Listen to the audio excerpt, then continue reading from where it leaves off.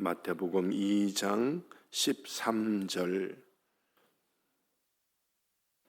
13절부터 마지막 23절까지 다 같이 봉독하시겠습니다. 그들이 떠난 후에 주의 사자가 이르되 죽이려 하니 일어나 아기와 그의 어머니를 데리고 애굽으로 피하여 내가 내게 이르기까지 거기 있으라 하시니 요셉이 일어나서 밤에 아기와 그의 어머니를 데리고 애굽으로 떠나가 헤롯이 죽기까지 거기 있었으니 이는 주께서 선지자를 통하여 말씀하신 바 애굽으로부터 내 아들을 불렀다 함을 이루려 하심이라. 이에 헤롯이 박사들에게 속은 줄 알고 심히 노하여 사람을 보내어 베들레헴과 그 모든 지경 안에 있는 산의 아이를 박사들에게 자세히 알아본 그때를 기준하여 2살부터 그 아래로 다 죽이니 이에 선지자 예레미야를 통하여 말씀하신 바 라마에서 슬퍼하며 크게 통곡하는 소리가 들리니 라헬이 그 자식을 위하여 애곡하는 것이라. 그가 자식이 없으므로 위로받기를 거절하였도다 함이 이루어졌느니라. 헤롯이 죽은 후에 주의 사자가 애굽에서 요셉에게 현몽하여 이르되 일어나 아기와 그의 어머니를 데리고 이스라엘 땅으로 가라. 아기의 목숨을 찾던 자들이 죽었느니라 하시니 요셉이 일어나 아기와 그의 어머니를 데리고 이스라엘 땅으로 들어가니라. 그러나 아켈라오가 그의 아버지 헤롯을 이어 유대에 임금됨을 듣고 거기로 가기를 무서워하더니 꿈에 지시하심을 받아 갈릴리 지방으로 떠나가 나사렛이란 동네에 가서 사니 이는 선지자로 하신 말씀에 나사렛 사람이라 칭하리라 하심을 이루려 함이로라. 아멘. 13절, 14절, 15절 헤롯 왕이 유대인의 왕 예수님과 그 주변 사람들을 죽이고 있는 그 현장을 우리에게 보여주고 있습니다. 동방박사가 아기 예수님에게 경배하고 하나님의 지시로 헤롯에게로 가지 마라 해서 헤롯을 만나지 않았죠. 그런데 역시 인간 왕은 하나님의 나라 왕을 원하지 않았기에 오늘 13절에 아기를 찾아 죽이려 하고 있다. 하나님 나라 왕을 죽이려 하고 있다. 결국은 그럴 수밖에 없다는 것이지요. 그래서 우리 하나님께서 천사를 통하여 요셉에게 꿈을 주지요. 13절 후반부에 일어나 아기와 어머니를 데리고 애굽으로 피하여 내가 내게 이르기까지 거기 있으라. 애굽에 가서 하나님이 지시하실 때까지 그 애굽에 머물러 있어라. 하나님이 애굽으로 보내버립니다. 자, 사실 지금 우리가 구약 성경을 쭉 들여다보면 이 가나안 땅은 하나님이 정해놓은 하나님의 땅입니다. 이 하나님의 땅에 하나님의 백성 이스라엘 사람들이 살고 있습니다. 이곳에 하나님의 나라 왕이신 예수님이 오신다면 누구나 환영해야 되는 것이고 또 누구나 기뻐해야 되는 것이고 누구나 그분에게 와서 경배해야 되는 그런 곳입니다. 그런데 하나님은 그곳에 있을 자리가 없어서 애굽으로 피난시키시는 그런 장면을 여기서 보고 있지요.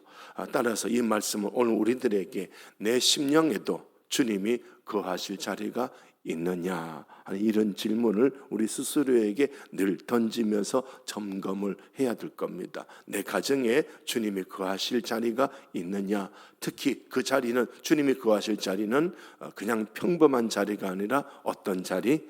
왕의 자리, 왕으로 우리 가정에 오셔서 왕으로 호령하시고 통치하시는 그런 주님의 영역을 우리가 드려야 된다. 그렇지 아니하면 그게 그 자리를 주님에게 드리지 아니하면 오늘 본문의 헤롯 왕처럼 나도 내 속에서 그 예수님을 잡아 죽이는 어떤 그런 꼴이 내 모습 속에서도 나올 수가 있다. 매우 두려워해야 될 일인 것을 꼭 기억하시기를 부탁을 드립니다. 자, 그렇습니다. 우리가 지금 마태복음 이제 이런 세 번째, 네 번째 시간을 보게 되는데요. 이 마태복음의 구원론, 마태복음의 구원론은 무엇이라고 말씀을 드렸는데 혹시 기억나십니까? 세상에서 나와서 예수님의 다스림을 받는 사람, 그게 구원받은 사람입니다. 그게 구원받은, 마태복음서는 그 사람이 구원받은 사람이야 라고 이렇게 말씀을 하고 있지요. 자, 그리고 난 다음에 이제 우리가 지금 2장을 오늘 읽었습니다마는 3장에서부터 보게 되어지면 이제 세례 요한이 나타나서 세례를 강조하고 있지요. 세례를 강조하는데 아주 무서운 말씀을 합니다. 도끼가 나무 뿌리에 놓였으니 좋은 열매 맺지 아니하면 그 나무마다 어떻게 해요? 찍어버린다는 거예요.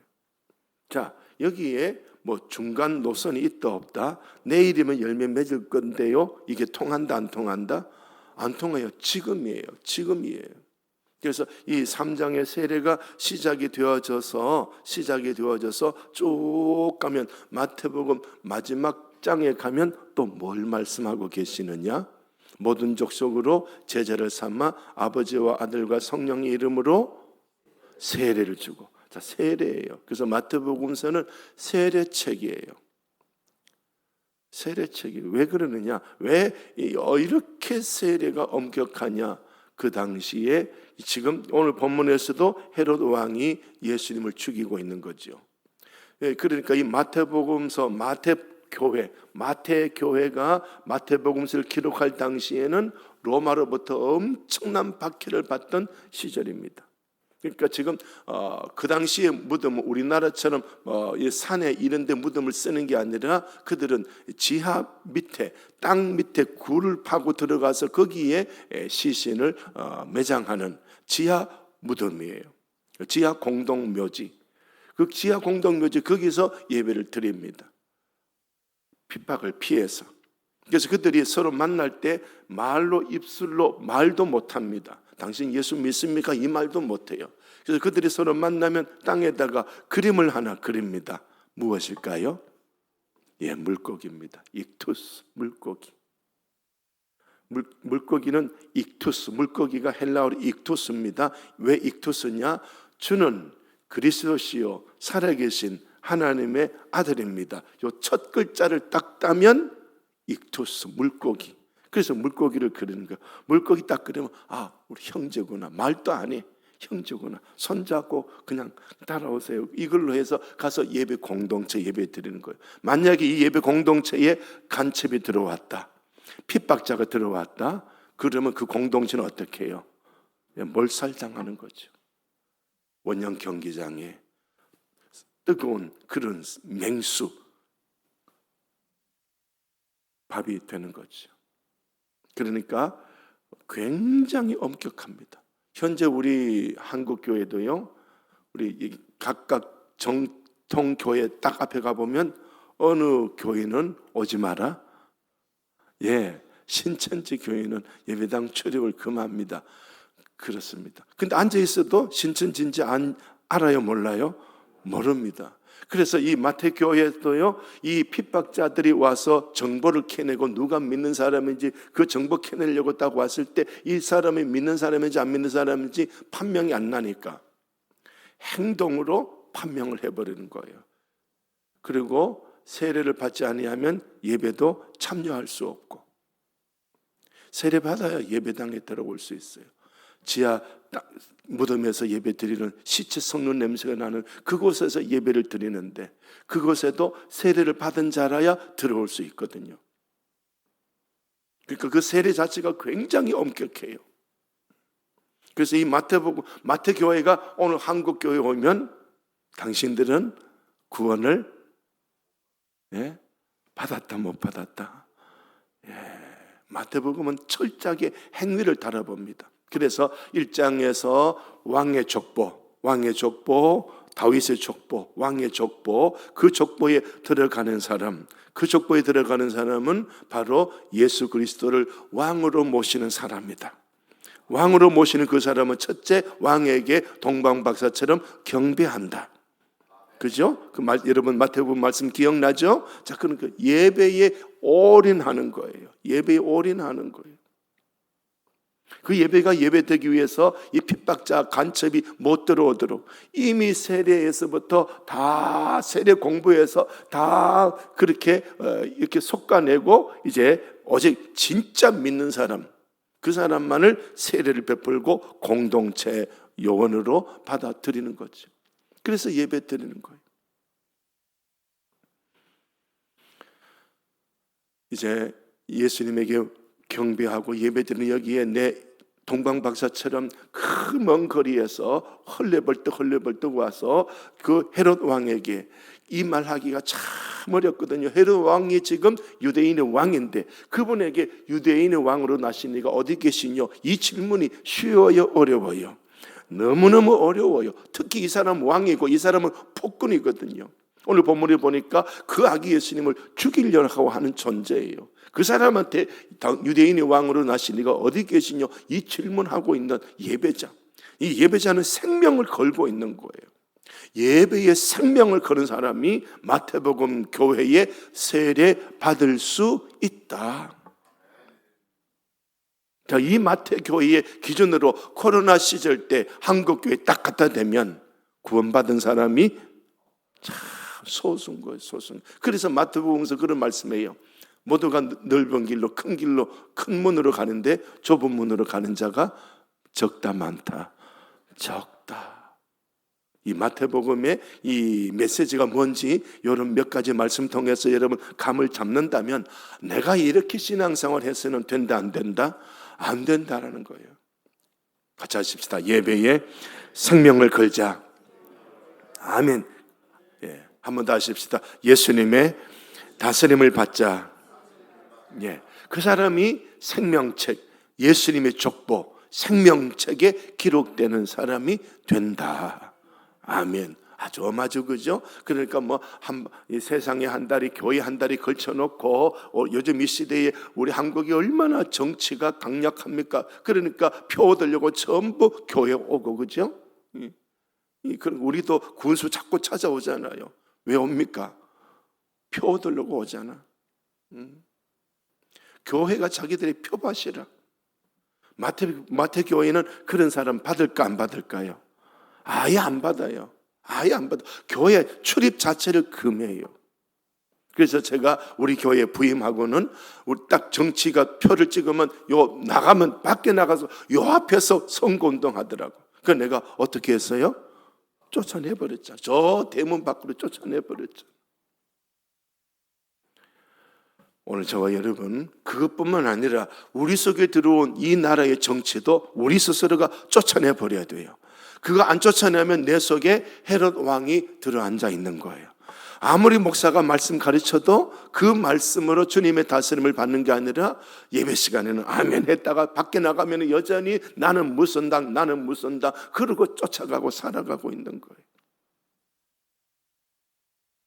하나님의 다스림을 받읍시다. 우리 주님의 다스림을 받읍시다. 그 사람이 구원받은 백성입니다 하는 그런 아주 귀중한 그런 말씀이죠. 그러지 아니하면 내 속에 지금 헤롯 왕이 들어앉아 있어서 아무리 말씀을 전해도 말씀대로 내가 못 움직인다는 거예요. 마태복음서는 말씀대로 움직인 열매를 내놔라. 이것이 마태복음서고요. 오늘 우리는요, 목사님요, 삶이 힘들었어요. 변명하고 핑계대다 보니 열매는 하나 없고 그냥 기독교 교리 예수 믿으면 천당 간다고 하니 지금 여러분 죽으면 천국 갈 사람 손 들어보세요. 이거 손 반만 딱 들고 있어. 왜 반만 드느냐? 행위의 열매가 없기 때문에. 교리는 알고 있고 예수 믿으면 천국 갑니다. 교리는 알고 있대. 행하면 열매가 없으니까 손을 번쩍 못 드는 거예요. 만약 손 번쩍 든다면 그 사람은 얼굴에 회칠한 사람이죠.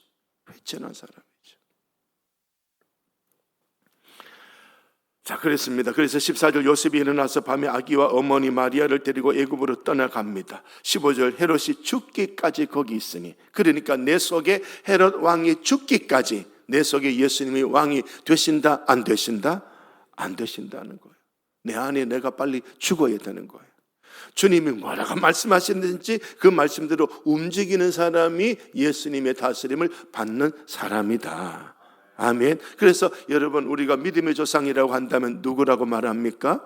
아브라함이죠. 그 아브라함이 하나님이 한 가지 시험을 하셨어요. 무슨 시험이냐? 백세의 얻은 아들 이삭을 모리아산에 제물로 바쳐라. 자, 이게 성경으로 보면 이게 맞다 틀렸다?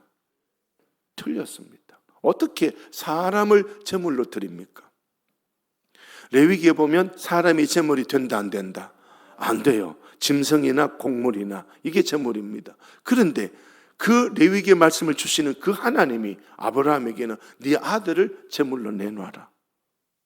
자, 이런 말씀이에요. 자, 그런데 아브라함은 이 하나님의 지시를 판별했다 안 했다?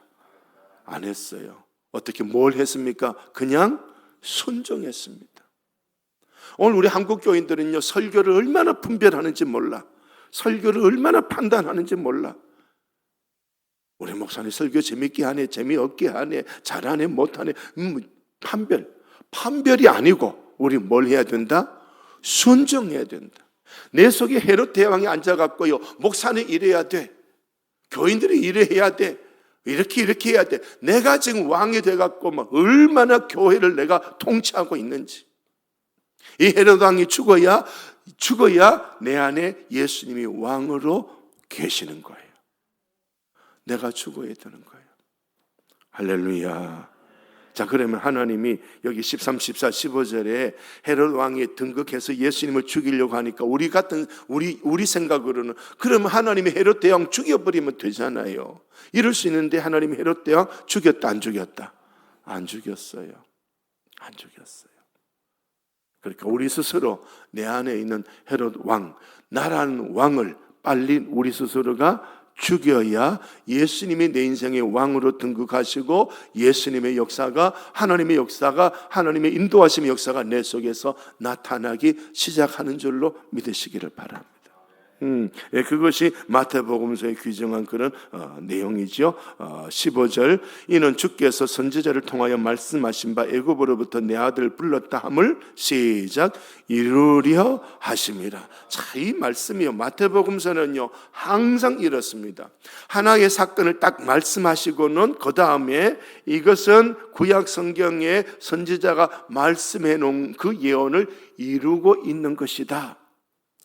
자, 여기 15절뿐만 아니라 오늘 읽었던 말씀에서 마지막 부분에 보면은 또 이 예수님의 행동은 아기 예수님이시지만은 요셉에게 명령해서 요셉이 응답 듣고 움직인 것이지만은 이것 자체 전체를 또 말씀을 이루고 있는 것이다. 15절에도 마지막에 함을 이루려 하심이라 라고 했지요. 마지막 23절에도 보면은 마지막 부분에 칭하리라 하심을 시작 이루려 함이러라. 자, 우리 주님은 아기 예수님이시면서도요 철저하게 말씀을 이루고 있어요.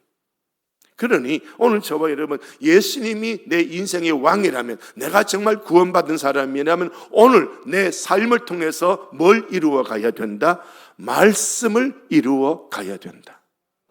이게 마태복음서가 지금 당신 예수 믿으러 온 거요? 예. 그러면은 당신 삶을 한번 내놓으시오. 예수님이 네 왕이라는 삶의 열매를 내놔보시오. 오늘 또 어제도 당신은 말씀을 이룬 행동이 무슨 행동이 있습니까? 내놓으십시오. 그러면 오케이. 그러면 우리가 당신에게 세례를 주겠소. 이게 마태복음서입니다. 그러니까 이미 세례받고 수십 년 지난 우리들에게는 부끄러운 이야기죠. 오늘 저와 여러분, 마태복음서가요 우리를 심판을 하려고 딱 갖다 댈 때 천국이냐 지옥이냐 우리에게 참 무서워요. 그러니 마태복음서는 중간이 있다 없다? 중간이 없어요. 버림받느냐 데려감을 당하느냐 이것밖에 없어요. 그런데 오늘 우리는 한국 교인들은 중간에 머물러 있거든요. 그러니 빨리 벗어나서서 데려감을 당하는 자리에 올라가야 된다. 그 자리에 서야 되는 거예요. 앞으로 계속 마태복음서 읽어보면요, 두 개밖에 없어요. 중간은 없어요. 이쪽에는요 완전히 심판 선포고요, 이쪽에는 천국 선포뿐이에요. 중간은 없어요. 세상과 타협하지도 말고 말씀 붙잡고 순교를 각오하고 신앙생활을 하시기를 부탁을 드립니다. 자, 여기까지 하면서 한번 따라 하십시오. 신앙생활은 순교를 각오해야 된다. 아멘. 자, 16절, 17절, 18절, 아까 말씀에서처럼 헤롯 대왕이 13절에 아기 예수를 찾아서 죽이려고 계획을 세웠고요, 그 계획대로 16절에 이제 그 계획을 실행을 합니다. 16절 후반부에 2살부터 그 아래로 다 죽였다. 그래서 이건 역시도 헤롯 왕이 이렇게 한 짓이 결국은 또 성경을 이룬 것이다. 근데 성경을 이룬 건데 이 성경은 복의 말씀이다, 저주의 말씀이다. 17절, 18절, 17절 선지자 예레미야를 통하여 말씀하신 바, 18절 라마에서 슬퍼하며 한 28절 전체 복이다, 저주다, 저준 거예요. 그러니까 구원받은 사람은 복의 말씀을 이루어가고, 그러면 구원받지 않는 사람은 저주의 말씀을 이루어가고 있는 거예요. 자, 또 나누어지고 있는 것이죠. 그러니 오늘 저와 여러분의 인생에 내가 지금 행동하는 이것이 저주의 말씀을 이루어가고 있느냐, 아니면 시편 1편의 말씀처럼 내가 이 행동이 악인의 꾀, 죄인의 길, 오만한 자의 자리, 이 삶을 살아가고 있느냐, 아니면 주야로 말씀을 읊조리며 살아가고 있느냐. 이런 양대성, 이런 것들을 우리가 좀 기억을 하고 살펴보면서 우리 스스로를 사도 바울처럼 내가 나를 쳐서 우리 주님께 복종하는, 그래서 천국 백성으로 내가 온전하게 자리를 잡을 수 있도록 남에게 천국 복음 전해놓고 나는 떨어지면 안 되거든요. 이런 영성을 바울이 우리에게 전해주고 있습니다. 자, 그랬습니다. 결국은 헤롯 왕이 2살 이하 사내 아이를 죽였습니다. 이유는 누구 죽이려고? 예수님 죽이려고. 그러나 오늘 저와 여러분도 우리 속에 와 계신 예수님을 죽여라, 살려라. 살리는 것도 넘어서서 왕으로 모시고 그 예수님의 다스림을 받아라. 아멘. 아멘. 이 새벽에 오신 것도 바로 그 예수님의 다스림을 받으려고 오신 줄로 믿습니다. 그렇습니다. 그 영성 가지고 마태 교회에 들어가서 세례 받을 수 있으시기를 바랍니다.